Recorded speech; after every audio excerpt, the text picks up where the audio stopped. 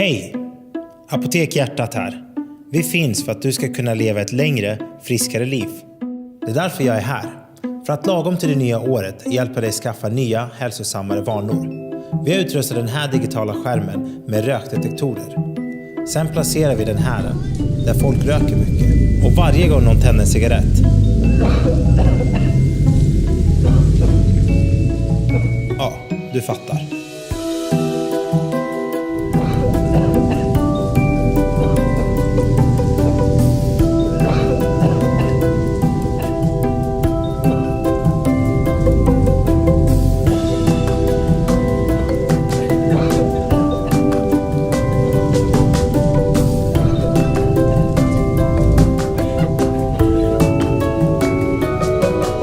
Apotek Hjärtat. Allt för ett nytt friskare år.